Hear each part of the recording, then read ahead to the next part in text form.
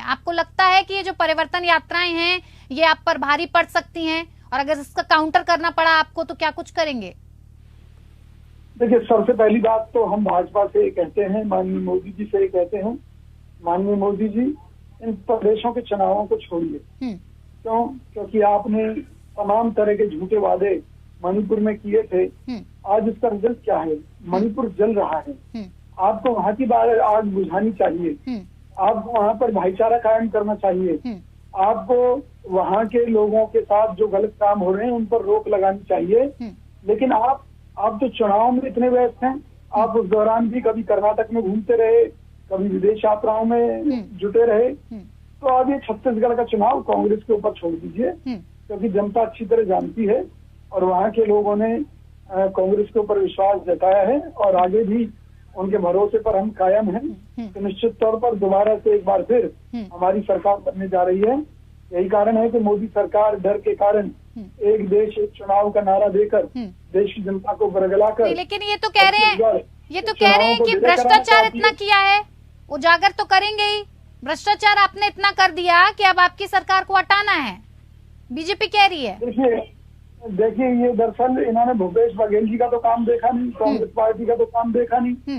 इन्हें तो अपने घोटाले और भ्रष्टाचार याद है, तो ये उनकी बात करते हैं। लेकिन हमें विश्वास दिलाते हैं बीजेपी के जिन जिन लोगों ने भी भ्रष्टाचार किए छत्तीसगढ़ में, उन लोगों को हम जेल पहुंचाएंगे। निश्चित तौर पर हम अपना भ्रष्टाचार के खिलाफ जो अभियान है, चाहे वो राजस्थान में हमारा चल रहा है, चाहे वो छत्तीसगढ़ में चल रहा है, हम वहाँ पर इन भ्रष्टाचारियों और बेईमान लोगों को जेल में इसी प्रकार अंदर पहुंचाएंगे कि भाजपा ये सोचेगी कि आखिर हुआ तो हुआ क्या।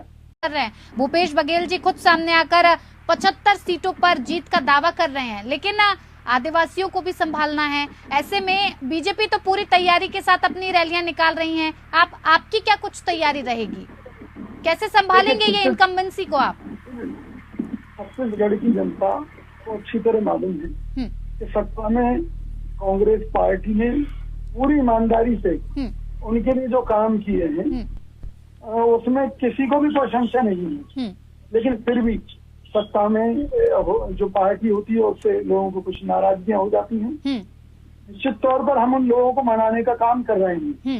इसके साथ साथ हम बीजेपी की जो सही तस्वीर है वो जनता को दिखा रहे हैं कि किस तरह से उन्होंने डबल इंजन की सरकार करके कई प्रदेशों का बेड़ा गर्क कर दिया है। तो निश्चित तौर पर जो जनता है उसका भरोसा हम जीतने में कामयाब हो रहे हैं। इस तरह से हम हिमाचल में जीते, इसी तरीके से हमने कर्नाटक में जीत हासिल की, जहां मोदी जी घर घर घूमे। इस वक्त आपके पास विजय कौशिक जी बड़ी चुनौती ये है, लगाया गया।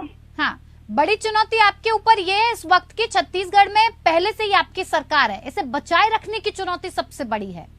मैं तो मान रहा हूँ। हाँ, लेकिन राष्ट्रीय स्तर पर जो इनका चरित्र है, बीजेपी का चाम चरित्र चेहरा है, उसको देखते हुए जनता को समझाना आसान है, उनको बताना आसान है। यही कारण है कि राजस्थान में हम जीतने जा रहे हैं। यही कारण है कि हम मध्य प्रदेश में जीतने जा रहे हैं। यही कारण है कि हम कर्नाटक में जीते। यही कारण है कि हम छत्तीसगढ़ में जीतने जा रहे हैं। मैंने कहा ना कि कांग्रेस की एक खूबी है, हम अपने नेता राहुल गांधी जी को भगवान नहीं मानते।